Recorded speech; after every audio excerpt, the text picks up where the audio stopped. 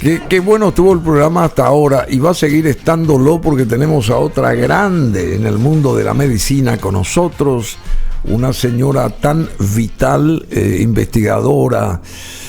Es una señora que tuvo, tiene no sé cuántos años de carrera dedicados estos a la investigación en biología molecular aplicada a la salud, por ejemplo. 30 minutos ya de las 11 sin darnos cuenta. Vamos a saludar a Graciela Russomando, la doctora Graciela Russomando. ¿Qué tal, doctora? ¿Qué tal, Bruno? Qué linda voz gracias. Tiene también la doctora. La doctora es linda, además, tiene linda voz y tiene una mente privilegiada porque es una investigadora de quilates que trabajó.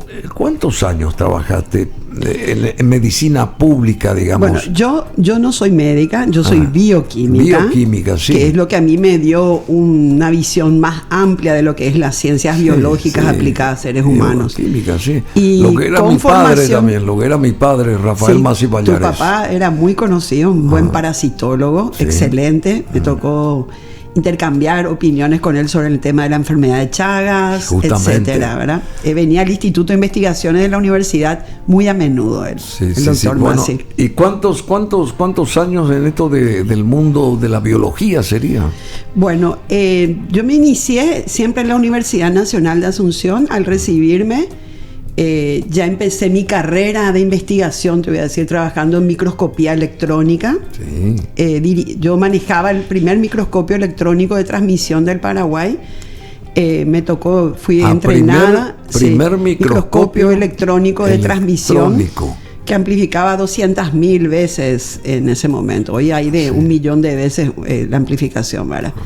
Entonces fui entrenada para eso. Un bichito, por ejemplo, una cosita. No, un bichito, lo que ves es la mitocondria de una célula. De una célula. Vos podés mirar una célula, entrar dentro de la célula con el microscopio electrónico y ver la mitocondria. Y no solamente ver la mitocondria, vos amplificás más y podés ver las crestas dentro de la mitocondria, las crestas mitocondriales. O sea, es una amplificación realmente muy grande. Y hoy hay de 1 millón de veces se puede ampliar. Hoy en día existen eso. Microscopios que pueden amplificar hasta 1 millón de veces. Amplificar. Sí. ¿Y cuántos años, doctora? Amplificar la imagen, ¿verdad? Sí. ¿Cuántos años, doctora Graciela Russomando, en todo esto? Y yo me inicié en ciencia y tecnología, que es lo que siempre me gustó, en 1986. 86. O sea que son 35 años. 35, sí. 35. ¿Y cuál es el apasionamiento de una persona tan talentosa, además está decir, tan linda, tan buena moza? En este mundo de la... ¿Qué es lo que atrae a una persona que se dedica a la biología, uno se apasiona. Digamos? Cuando a uno le gusta lo que hace, lo hace con mucha pasión. En donde inclusive la parte económica es importante, pero es algo secundario, ¿verdad? Es muy diferente a lo que hoy ocurre. La mayoría de los jóvenes piensan más en la parte económica primero y después en la parte de la pasión, vamos a decir. ¿Y por qué se da eso? Yo siempre fui, ¿cómo se dice? Juanita la preguntona, vamos a decir, ¿verdad? A mí siempre me gustó saber el por qué ocurrían las cosas, ¿verdad? ¿Sí? Porque la parte biológica, ¿verdad? No tanto la parte física o de ingeniería o física en particular, ¿verdad? Sino más bien la parte biológica de la vida, ¿verdad? Entonces, esa pasión por descubrir, por aprender desde el punto de vista bioquímico, biológico, inmunológico, y después me introduje en la biología molecular. Es lo que tiene el investigador, que es nato, ¿verdad? Es entender cómo ocurren los eventos y entenderlos desde el punto de vista de los procesos. ¿Y te consideras una investigadora nata? Sí. Yo realmente tengo que decir que... Después de 35 años. Que en mis 35 años nunca bajé la guardia. Siempre tuve mucha energía para hacer ciencia, para hacer tecnología, a pesar de las vicisitudes que uno tiene en un país como Paraguay. ¿Se puede hacer ciencia acá? se pudo hacer ciencia siempre, ¿verdad? El esfuerzo siempre fue mayor antes, porque nosotros no teníamos un incentivo diferente económico por ser investigadores, como ocurre desde el año 2011 con el Consejo Nacional de Ciencia y Tecnología, que sí consiguió un rubro aparte extra para los que hacemos investigación, ¿verdad? Y tienen diferentes categorizados en diferentes niveles, que también es importante ahora eso también, porque hacer investigación también tenés que tener unas ganas de crecer y desarrollar cada vez más ciencia y producir más, tener mayor producción científica. Y hoy en día en Paraguay compensan eso. El que se quiere quedar estático y hacer simplemente de taquito algunas cosas, y el que se dedica casi 12 horas al día, busca redes, intercambia. Hay gente todavía apasionada en este menester tuyo. Yo creo que sí, ¿verdad? Ahora se despertaron muchas otras ciencias, no solamente las ciencias biológicas, como nosotros los que estábamos en la universidad, en el Instituto de Investigaciones. Hay otras áreas en la parte de la física, las matemáticas, ¿verdad? Pero yo, a pesar de los incentivos que existen, ¿verdad? No veo esa pasión y no veo tampoco...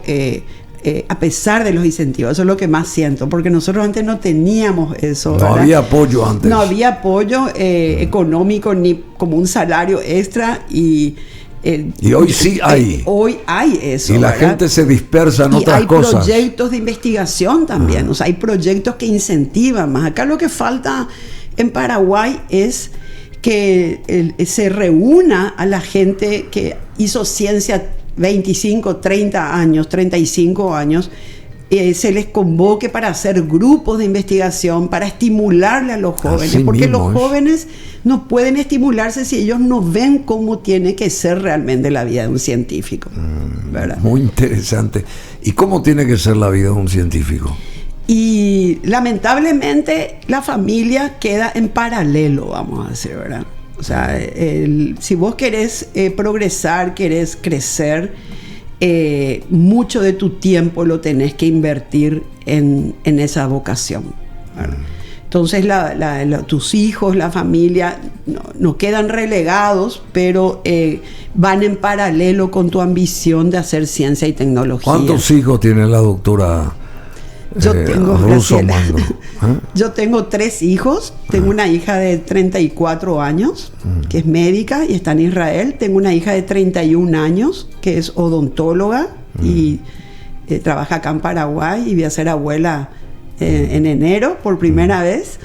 Y tengo un varoncito de 20 años que se fue ahora, hace un mes, a estudiar psicología en Holanda.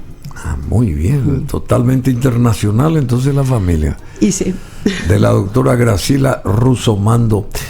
Nos llamó la atención una entrevista hace unos días atrás que salió este fin de semana pasado, que salió en el diario Última Hora, y que sostenía, por ejemplo, como título: con la vacunación seguimos viviendo de la caridad del exterior, de donación. O sea, enfatizaba la doctora Graciela Russomando todo aquello que se pudo haber hecho con los miles de millones de dólares que se adquirieron, digamos, para justamente paliar lo del COVID-19, que se siga sosteniendo a la ciudadanía para que sea vacunada con vacunas del exterior donadas por ciertos países y no efectivizadas o adquiridas como debieron de haber sido por parte del Estado en tiempo y en forma. Y ahí surgió, y me llamó la atención, porque es lo que todo el mundo nos preguntamos: ¿por qué sucedió esto? ¿Por qué sucede esto? Y todavía a casi 2 años ya, porque 1 año y 8 meses más o menos desde que arrancó todo esto de la COVID-19, todavía no se subsanan un montón de inconvenientes que debieron de ser hace rato ya solucionados. ¿Cuál es la visión suya respecto a esto, doctora? ¿En general o en referencia al artículo que solamente salió? Claro, el artículo es una parte, pero en general también. O sea, el Paraguay no estaba preparado absolutamente para una pandemia, ¿verdad? Sí. el contexto político con el cual se manejan los ministerios no permiten que sea un país técnico, ¿verdad? En acción técnica, sino que sigue prevaleciendo la parte política sobre lo técnico. En acción técnica, eso es lo que hay que conseguir. No hay una valoración hacia el conocimiento de las personas, no hay una valoración para lo que se llama resolver un problema en forma estratégica. Cuando vos tenés que resolver un problema como una pandemia, lo primero que tienes que tener es personas que que sepan de hacer planificación estratégica. Y eso no hay. Y yo estimo que hasta hoy en día le encuentro algunos errores, ¿verdad? Y lo peor de todo es que si nosotros esta pandemia lo hubiésemos enfocado como Uruguay, ¿verdad? Y yo no lo estoy hablando ahora de eso porque miramos Uruguay como como alguien exitoso, ¿verdad? Sino lo he dicho desde abril del año pasado que empecé a estar ¿verdad? Yo me volví mediática, nunca nadie me conocía en el ámbito público así de televisión ni nada, pero me tuve que volver mediática para transmitir, para forzar a las autoridades a que se tengan que hacer las cosas como tenían que hacerse. Realmente era una cuestión muy compleja, ¿verdad? Ellos se reunían, inclusive hasta hoy en día un poquitito sigue eso, se reúnen con los que quieren escuchar lo que ellos dicen, ¿verdad? Lo que ellos dicen. Sí, el sistema es muy, muy perverso en eso, ¿verdad? Yo dirigí un programa nacional en el Ministerio de Salud Pública, el de Chagas, que fue lo que a Paraguay le llevó a estar libre de transmisión vectorial. Y dirigí dentro del Ministerio de Salud Pública en el Servicio Nacional, en el CENEPA. Estuve al frente de un programa 8 años.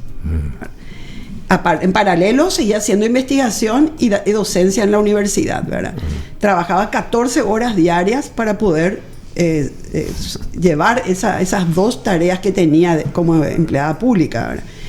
Y yo quiero reconocer que ese fue un periodo de tiempo en donde yo encontré voluntad política, ¿verdad? ¿Eso fue el año pasado? No, ¿cuándo fue? 8 años estuve, fue del 1999 perdón. al 2007. En 2007 renuncié, pero porque ya dejé todos los botones andando y ya era cuestión de seguir nomás ya y apretar los botones donde estaban indicados. Continúe la locomotora. Exactamente. Pero eso es lo que quiero comparar. O sea que hubo respaldo político. Vos podés tener... Hay 3 cosas que son muy importantes en un gerenciamiento. ¿Cuáles son? Vos podés ser un buen gerente, ¿verdad? Te pueden dar mucha plata para hacer un trabajo, pero si no hay voluntad política, no sirve de nada, ¿verdad? Entonces, el buen gerente tiene que estar acompañado de una buena voluntad política. Siempre estamos hablando de las instituciones públicas, ¿está? En particular. Y acompañado de que puede ser algo de mucha plata o poca plata, porque un buen gerente sabe administrar técnicamente las acciones en base a los fondos que le dan, ¿verdad? A mí para Chagas, cuando me dijeron en el año 2000 tenemos que conseguir 12 millones de dólares para ejecutar el programa nacional de Chagas, visitar casa por casa, fumigar todas las viviendas rurales con vinchucas. Cuando eso, ¿verdad? Yo no conseguí los 12 millones. No. Pero en 7 años, ¿verdad? Con los mismos fondos que teníamos de 150.000, 200.000 dólares por año que asignaban para fumigación, pago de personal que pagaban, nosotros logramos eliminar los vinchucas de las viviendas. Sí. O sea, era necesario. ¿En qué sectores? ¿Acá en Asunción también? No. En tu papá, cuando trabajaba mucho en el tema de Chagas. Yo me acuerdo porque hizo un libro inclusive. Con Canese trabajaban, sí. El doctor Arquímedes apasionados, Canese, muy Milciades apasionados. Canese. Sí, Milciades. Arquímedes Milciades Canese. Arquímedes Milciades. Bueno, ellos detectaban vinchucas en San Lorenzo, en Luque, ¿ok? O sea, había muchísimos triatominos cuando eso. Pero cuando la electrificación, la luz, las casas empezaron a ser más abiertas, con no techos ya de paredes, techos de paja ni paredes de adobe, ahí fue eliminándose y llevándose más hacia la zona rural actual, ¿verdad? Y entonces, ¿qué zonas fueron? Las zonas de Paraguarí y Cordillera. A partir del 2000, del año 2000. No, arrastrábamos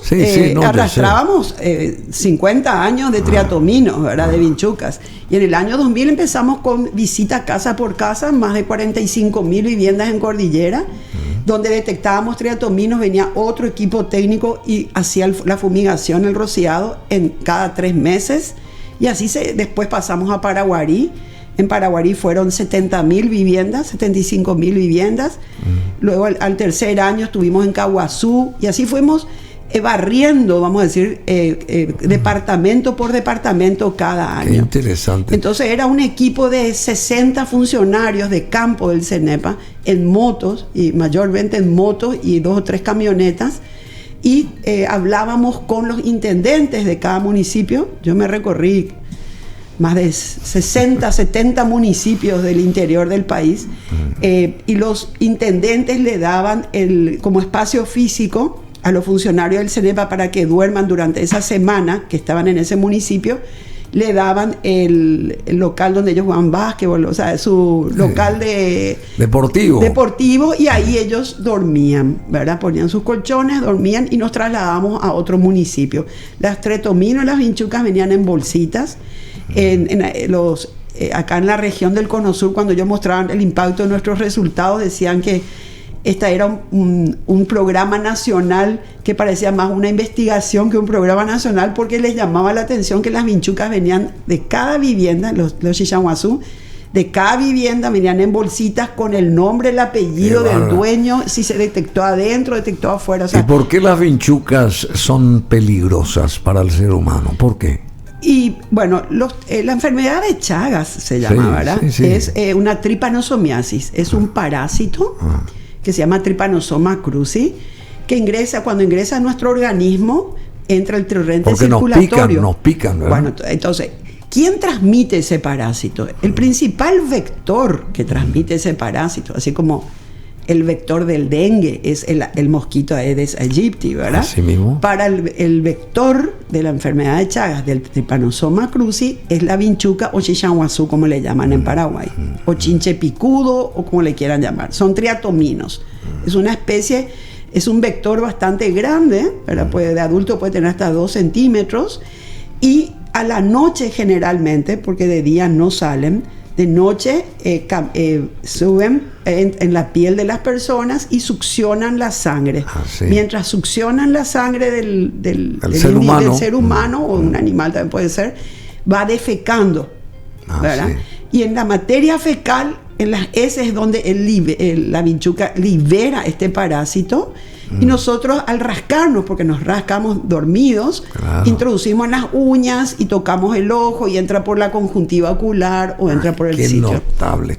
Y la persona que tenga eso, que fue picada o que qué sé yo, que tenga esa historia en su interior. ¿Qué enfermedad desarrolla? Sí, claro. ¿Qué desarrolla? Bueno, y si es grave lo que desarrolla. En los años 1909, cuando se descubrió esta enfermedad por Carlos Chagas, estaba Romaña en Argentina, eran investigadores muy, muy dedicados.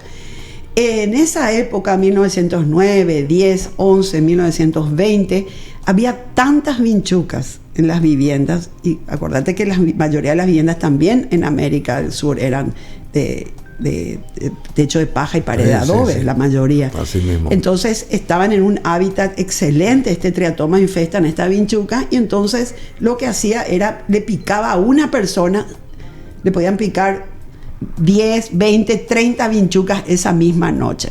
Entonces el inóculo, como hablamos hoy de la carga viral, ¿verdad? Que solemos hablar de la carga viral, muchos con eso de la COVID se transmita más en el COVID. Cuando la carga viral en 1910, 20, cuando te chupaban 10, 20, 30 triatominos en simultáneo de noche, era la carga parasitaria en ese caso, había muchos parásitos y la gente moría de lo que se llama cardiopatía chagásica aguda.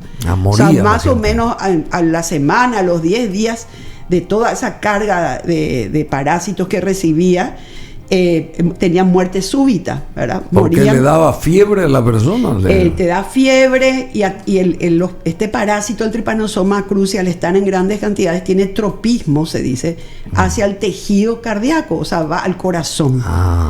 Y cuando, ataca al corazón. Entonces, en la fase aguda, cuando hay mucha cantidad de parásitos en tu sangre, se dirigen al corazón y tienen un tropismo, se dice, se dirigen hacia la conducción nerviosa del corazón. Se llaman las células de Purkinje. Entonces, destruyen las células de Purkinje y producen el aneurisma de punta o el paro cardíaco también, ¿verdad? Así es que es en forma masiva. Ya no existe eso, ¿verdad? Ese tipo de forma masiva de cardiopatía chagásica, ¿no? ¿Se erradicó esa enfermedad? No se erradicó. Erradicar es eliminar totalmente de la tierra y eso va a ser imposible, ¿verdad? Porque mientras sigan existiendo... mermó mucho, ¿verdad? Lo que se logró es controlar totalmente la eliminación del vector. El vector principal que estaba en las viviendas, el Triatoma infestans, en Paraguay y en varios países y en Brasil, que es enorme, se logró controlar y ya no transmiten más dentro de las viviendas. Bueno, la doctora Graciela Russomando con nosotros, una genia ella, y aprendemos mucho porque es fabuloso todo esto. Gente muy valiosa la que pasa por acá. Es tan enriquecedor charlar acá con la doctora Graciela Russomando. No sé por dónde comenzar, porque todavía no comenzamos y ella ya nos historió un montón de cosas sobre los temas que queríamos enfocarlos, ¿verdad? Pero, en fin, es muy difícil entonces ser, digamos, una investigadora dedicada, ser una persona dedicada a lo suyo en el sentido científico. ¿Es difícil eso acá en Paraguay? Bueno, siempre fue muy difícil, ¿verdad? Nosotros nos apoyábamos porque éramos de un instituto de investigaciones y donde la mayoría teníamos esta temática, esta forma de ser los de antes, ¿verdad? Y esos 7 años, entre el 2000 y 2007, 2008, que tuvo usted posibilidades de dedicarse a full, que fue apoyada ya sea por el ministro de Salud de aquel momento como por el gobierno también, obviamente. O sea que, como se suele decir, le dieron más bola al trabajo científico. Ayudó eso y se pudieron concretar un montón de cosas en positivo, ¿verdad? Así mismo. Como resultado. ¿Y quiénes estaban ahí respaldando políticamente y médicamente también en aquel momento esa gestión de ustedes, doctora? A ver. Bueno, yo quisiera explicarte rápidamente, ¿verdad? Que yo siempre fui muy crítica, ¿verdad? De todo. De carácter fuerte. Y un poco, bastante. ¿Usted tiene carácter fuerte, así? Y tengo un carácter que para muchos es supuestamente muy malo, pero lo que pasa es que a mí me gusta lo correcto, ¿verdad? Pero gracias a ese carácter llegó a donde llegó también. Y sí. Yo creo y a ser respetada como la respeta la gente. Y yo he logrado varias cosas en mi vida y lamentablemente fue un desgaste emocional, pero no me arrepiento, ¿verdad?, de los objetivos. Yo lo que quería explicarte es, yo trabajé mucho en la enfermedad de Chagas congénita, en la transmisión congénita, desde 1992, antes de entrar al programa nacional, porque ahí me conocieron, quisieron que dirija lo de los Viraninchuca y todo. Y yo visitaba servicios y puestos de salud de Paraguarí y Cordillera principalmente, 37 centros de salud, ¿verdad? Y hospitales regionales. Y yo recuerdo que, no quiero hablar de la época, pero voy a decir los años, ¿verdad? Más o menos entre el 94, 95, 98 más o menos, recorría 97, y ellos decían, ¡ay, qué suerte, ya viene una estufa!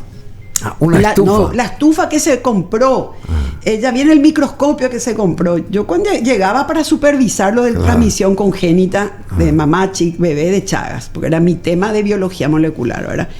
Llegaba a esos puestos y centros de salud y yo miraba las cajas que venían. Y en un momento dado levanto yo, o sea, moví un poco la caja de la estufa. Una de las cajas. Una de las cajas, y te cuento que era como una lata lo que había adentro, ¿verdad? O sea, te quiero contar que la corrupción que ha existido siempre en este país, ¿verdad? No es de ahora, que ahora tanto se exacerba, ¿verdad? Eso era una vergüenza. Vos sabés lo que es mandarle estufas de esterilización a centros y puestos de salud, que eran latas, ¿verdad? Cuando una estufa real que tiene que esterilizar y esterilizar realmente un material que va a ser usado un tratamiento quirúrgico, por ejemplo, no era tal entonces lo que había ahí adentro. Y los microscopios se compraban como microscopios alemanes tipo Zeiss, y venían unos microscopios chinos, pobrecitos, los centros y puestos de salud, que al tiempo se rompían todo. Entonces, esa fue la salud pública de nuestro país por muchos años. Yo viví toda esa experiencia, a pesar que estaba en la universidad, porque como investigadora siempre quise trabajar en el área rural con los puestos y los centros de salud, no solamente en un laboratorio de investigación, ¿verdad? Entonces, cuando a mí me llaman, reitero, en el año 2000, 99-2000, fue cuando Cuba estuvo de presidente de la República, interinó, ¿verdad? Luego fue González Maqui, el ministro de Salud fue una mujer, y después fue el doctor Chiola. Martín Chiola. El doctor Martín Chiola. Yo soy totalmente apolítica, ¿verdad? No pertenezco a ni hago hurra a ningún partido político, pero tengo que decir lo que es cierto, ¿verdad? El doctor Chiola era visto siempre como una persona extremadamente política, pero una persona muy inteligente, que es lo que le falta a muchos en este país. A muchos políticos, sobre todo. De este país. Él tenía la capacidad, ¿verdad?, de reunirse con los mejores técnicos. ¿Verdad? Él sabía potenciaba y apoyaba a los técnicos. Potenciaba, eso hizo en la universidad, en el instituto también, ¿verdad? Él se reunía de los mejores investigadores, le daba posibilidad a los investigadores, no importaba de qué partido político eras. Cuando eso te pedían papeleta en cualquier otro lugar del Partido Colorado, en ese momento en el instituto no pedían, ¿verdad? Y estábamos muchos que no éramos de ningún partido político. Él, cuando fue ministro de Salud, que a mí me tocó como experiencia dirigir el Programa Nacional de Chagas, yo ya estaba, cuando él ingresa como ministro, él se rodeaba de todos los mejores técnicos, ¿verdad? Y escuchaba, ¿verdad?, y hacía lo que los mejores técnicos le decían. Entonces, él tenía esa visión de que si el éxito se lograba en un programa determinado, iba a ser para él también. Él era el que se lucía. Claro. En cambio, la mayoría de los que vos seguís viendo hasta ahora, ¿verdad?, piensan que cuando tu técnico, ¿verdad?, te está haciendo progresar en un proyecto, en un programa determinado, a vos te sacan del candelero, ya, claro, y no sos visto bien. Y no es así, ¿verdad? El gerente de una empresa se luce con su empresa, ¿verdad?, porque está rodeado de técnicos que hacen crecer la empresa. Entonces, esa visión la tenía él bastante bien clara. Después también estuve 7 años, estuve con otros ministros con este mismo carácter que tengo, y por eso te dije anteriormente en el corte anterior, que cuando hay voluntad política, ¿verdad?, se pueden lograr grandes cosas en salud pública, pero es impresionante. Imagínate lo que era, sin plata prácticamente, con el mismo presupuesto, logramos controlar la transmisión intradomiciliar de una cosa que tenía 80, 100 años transmitiendo en el país, en solo 5 o 6 años. Todo el Chaco, ¿verdad? Trabajo con los menonitas, todas las viviendas de ellos mismos trabajando. Entonces, esa voluntad política es la que falta para que el técnico, el buen técnico, se sienta apoyado y pueda lograr los objetivos como tengan que hacerse. ¿Y hoy cómo están las cosas? Y hoy en día, o sea, sobre todo en la parte médica. A mí me ocurrió, por ejemplo, en abril, te reitero, ¿verdad? Una de las, abril, mayo, junio, que fue extremadamente cansador trabajar para dirigir un laboratorio que armamos en Cenaxa, ¿verdad?, con mucha voluntad, con muchos jóvenes voluntarios sin cobrar salario, donde la fuerza era, ¿verdad?, defender al país frente a esta pandemia, con toda esa energía que uno tiene que transmitir como gerente de ese grupo de jóvenes.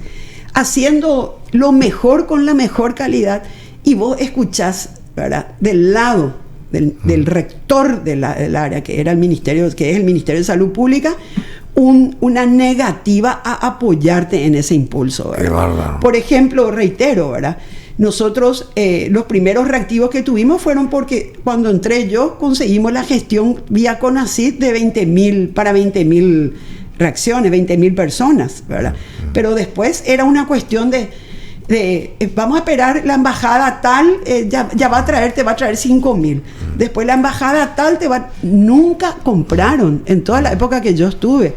Y el problema es que vos tenés que seguir un ritmo. ¿No compraron o no supieron manejar a través de la gestión? No fueron gestiones correctas. Formaron dos, el ministerio tenía dos grupos separados. Uno éramos nosotros con el laboratorio central, que usábamos sistemas de diagnóstico masivos, hacíamos, ¿verdad? 500, 700 muestras por día. Estamos hablando de ¿cómo que se llama? Combatir esto de la COVID-19. Sí, de COVID estamos hablando. Y el otro grupo que fue descentralizar y hacer laboratorios en diferentes hospitales regionales del país, que es muy bueno, ¿verdad? A esos grupos, a esos 8 o 10 que al final terminaron siendo laboratorios en redes, las licitaciones no eran continuas. A ellos sí le compraban los reactivos, ¿verdad? Pero no eran continuas. Hubo cortes importantes que no podían seguir adelante porque no tenían reactivos. Y los altos mandos decían, no, faltan, para 20 días tienen todavía. Y era mentira, ¿verdad? Siempre estábamos pendientes de que venga, las licitaciones se frenaban para el tema de insumos y reactivos para esos laboratorios. Hubo épocas que no había hisopos, ¿verdad? O sea, es algo que es inaudito. Que no debe de darse. No, si hubiese habido realmente voluntad política, se hubiese escuchado a los técnicos, se hubiese trabajado con científicos como hizo Uruguay, y tal vez, no digo que no hubiese ocurrido lo que ocurrió, pero tal vez hubiesen sido diferentes los resultados, ¿verdad? Y esto del Delta, doctora Russomando, la situación de la variante Delta en nuestro país, ¿cómo usted la visualiza, digamos? ¿Si va a llegar esto, va a llegar esta historia? Bueno, la variante Delta ya está en Paraguay. Ya está. Hace, no sé, me atrevo a decir un mes aproximadamente, o desde julio, ya hay variante Delta circulando en Paraguay. ¿Es muy peligroso todo esto? Si es que desde julio, que está circulando ya casi en forma comunitaria, no ha explotado en un área determinada, no ha aumentado la demanda diagnóstica, no ha aumentado el número de internaciones, es porque, no porque Paraguay, Dios es de Paraguay, o Paraguay es paraguayo, ahora como se suele decir, sino se debe a 2 o 3 factores fundamentales, ¿verdad? Que nosotros ya sufrimos. Alrededor de 1,5 millones, 2 millones de personas este año se han infectado con una variante que también ha sido extremadamente fuerte, que es la de Manaus, la de Brasil. Por eso descienden los casos. Y por eso nosotros, en cierto modo, los infectados inclusive, tienen una forma de reacción cruzada con esta variante Delta y de atenuar la infección, ¿verdad? Las personas se infectan, pero no hay esa alta transmisibilidad, ¿verdad? De propagación, como ocurre, por ejemplo, con países del África. Hay países del África que ahora están siendo muy afectados por la variante Delta, ¿verdad? Y entonces queremos como extrapolar a eso, a que a Paraguay le puede ocurrir, y no es tan así. Porque lo que pasa es que ustedes, si se ponen a buscar literatura en internet sobre qué pasaba con las otras variantes y COVID en esos países africanos, no pasaba nada, era un silencio, era muy suave, no llegaba todavía alta transmisibilidad. Nosotros sí, de alguna manera hemos desarrollado anticuerpos contra una variante tan fuerte como fue la de Manaus, y es eso, sumado a una vacunación completa de más o menos 1,5 millones de personas, ¿verdad? Más todavía. Pero somos 7,5 millones acá. Ya sé, pero acá tenemos que llegar más o menos, acordate la pirámide poblacional. Nosotros menores de 18 años tenemos la mayoría de la población, ¿verdad? O sea, una alta población nuestra, no mayoría, una alta población nuestra tiene menores de 18 años, son menores inclusive a 12 años, a la edad que se está dando para vacunación. Se estima que acá 4,5 millones más o menos eran los que teníamos que tener las 2 dosis, sí o sí, ¿verdad? Y no sé en qué porcentaje de población está con las 2 dosis hoy, por ejemplo. No sabe. Y no sabría decirte, creo que 1,5 millones aproximadamente. Bueno, y esta campaña de vacunación, ¿cómo está? ¿Usted cómo ve esto que hace el ministerio, digamos? Porque y yo hubiese querido tener el 70% de la población vacunada. Se espera mucho, es muy lento. En un país, mira, cuando ellos pusieron el sistema de vacunación de la vacuna Pfizer americana que hicieron en el Aratiri, sí, ¿verdad? Aratiri, no sé si se llama diferente, mismo, ¿verdad? Está bien, Aratiri. Bueno, esa fue una demostración que cuando Rubén Dumont, cuando se quiere, se puede, ¿verdad? O sea, el número de la metodología, la sistemática que generaron ahí en Rubén Dumont para vacunar masivamente, administraron 1 millón de vacunas en menos de un mes, ¿verdad? O sea, fue realmente, el país puede, eso es lo que quiero decir. Lo que pasa es que no hay vacunas, entonces estamos otra vez en la misma. Seguimos sin vacunas. Y seguimos con puchitos de vacunas que vienen, poquito aquí, poquito allá, es para la segunda dosis, ahora la semana que viene va a venir para la primera dosis y así 10 estamos. de las 12. Y que, digamos, ¿cómo usted haría rápidamente, ya sellando esta interesantísima charla? ¿Qué hubiera hecho usted para que esto no pasara, por ejemplo, si tuviera la sartén por el mango en el Ministerio de Salud, supongamos, hipotéticamente, ¿qué hubiera hecho usted para evitar todo esto que no sé? Yo, lo que se le pedía, por favor, al Ministerio en septiembre, octubre del año pasado, ¿verdad? Que ya empiece a pedir las vacunas y hacer negocios para el tema de obtener las vacunas. Ese fue el grave error del ministro anterior y su equipo de primera, los viceministros que tenían, ¿verdad? Porque no puede ser que ellos decían en ese momento, ¿verdad?, que la vacuna era una panacea, o sea, que no era realmente una solución. Y resulta ser que ahora los países que están liberados son los que estaban vacunados, no quisieron oír. Porque los que están totalmente vacunados son personas, Chile, Argentina, Chile, Uruguay, por ejemplo, son países que previnieron la vacunación en el tercer trimestre del año pasado. Chile compró 80 millones de vacunas para menos de 20 millones de población. Sí, no sé si 80, creo 40 millones, pero no, 80 ya millones. Son, bueno, compró 80 millones. Y sí, pero imagínate. Y tiene menos de 20 millones. La primera dosis para 20 millones más, otros 20 millones son 40. Le sobraron 40 más, por ejemplo, 40 millones más. Chile empezó más o menos la primera semana de febrero a vacunar. ¿Del año pasado? No, de este año, febrero de este año. Con 200,000 personas por día vacunadas. O sea, ellos tomaron en serio el tema de la vacunación, ¿verdad? Y esto de la Organización Mundial de la Salud, ¿actuó bien la organización o realmente fue una máquina de impedir para todo esto que afectó al mundo entero? O sea, yo creo que se está utilizando como caballito de batalla nomás a la Organización Mundial de la Salud, en el sentido de echarle la culpa de la falta de gestión acá nacional. Una falta de gestión a nivel nacional. A nivel nacional. Porque si la culpa la tuvieran ellos en más del 50% de la culpa, ¿verdad? ¿Por qué no tienen la culpa también para Chile? ¿Por qué no tienen la culpa para Uruguay? ¿Por qué no tienen la culpa para otros países? ¿Verdad?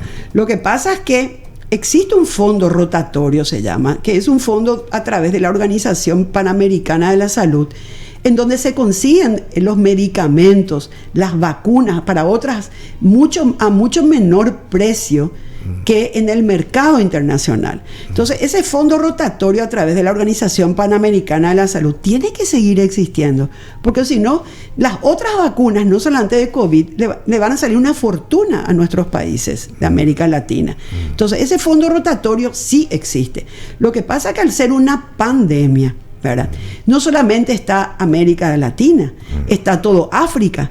O sea, hay millones, en el Asia también hay países que dependen de estas vacunas. Muchos países y millones de habitantes. Y muchos países, millones de habitantes en vías de desarrollo que dependen de este sistema de compra a menor precio.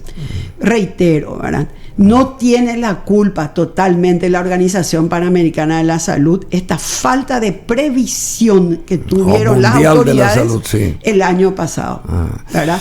Esta fue una falta de previsión, reitero, ¿verdad? Porque Uruguay, ¿cómo lo logra? Ahora están haciendo tercera dosis inclusive ya. O sea, realmente es una vergüenza. Realmente es una vergüenza. Y si vos te pones a ver los números, no sé cuánto se invirtió hasta ahora de lo que ya se aplicó, ¿verdad? Hasta ahora lo que yo escuché es las grandes entregas de donaciones, ¿verdad? En vacunas. Y los 2.000 millones de dólares que se prestaron para esto, no sé a dónde. Y eso es lo que mucha gente se preocupa. ¿A dónde fue a parar, ¿verdad?, esa plata? Sí. Bueno, doctora, tenemos que cerrar esto. Realmente fantástico todo lo que nos dijo. ¿Cuál sería cerrando, digamos, acá tiene una cámara, esa misión que podría usted tener ahora para a la población decir algo en torno a esto? Esa que no se vacunó todavía, no sé por qué, porque dicen que hay vacunatorios, pero la gente no va hasta ellos. ¿Qué incentivo le daría a usted desde su carácter de bióloga, digamos, bioquímica, y bueno, metida en todo esto tantos años y con una capacidad impresionante y un respeto por parte de la ciudadanía en general y también de los profesionales médicos que reconocen su capacidad?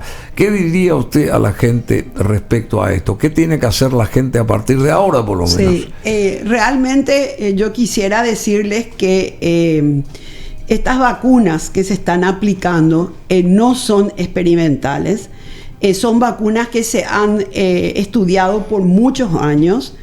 No se aplicaron, en el caso de RNA mensajero de Pfizer o Moderna, no se aplicaron, pero ya se hicieron los modelos en modelos animales y siguieron todos los procesos, ¿verdad?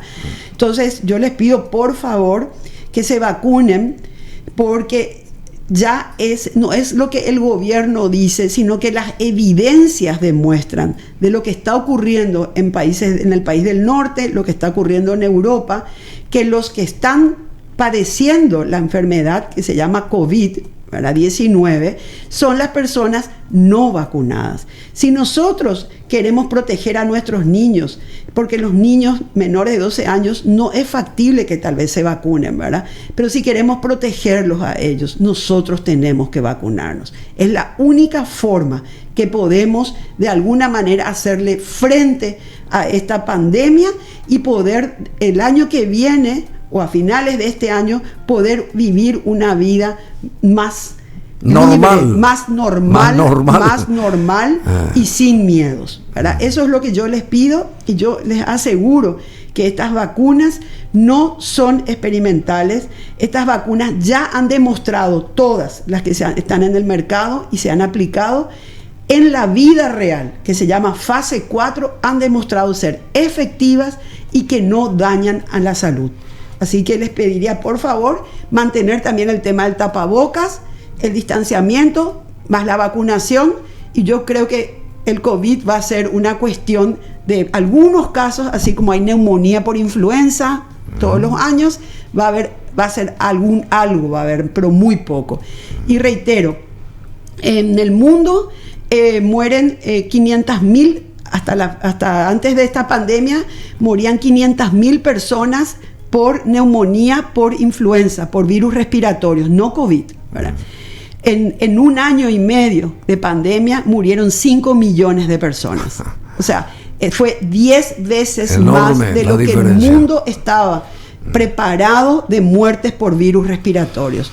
O sea, esta es una verdad, esta es una realidad. Y eso es lo que tenemos que revertir. Muchísimas gracias, un lujo con nosotros la doctora Graciela Russomando. Muchas gracias, doctora. Tiene que volver acá porque hay capítulo segundo después. Vamos a hablar de ciencia y tecnología la próxima vez. Es lo que nos interesa en el país muchísimo. Y la necesidad. Claro, muchos, por supuesto que vamos a hacerlo.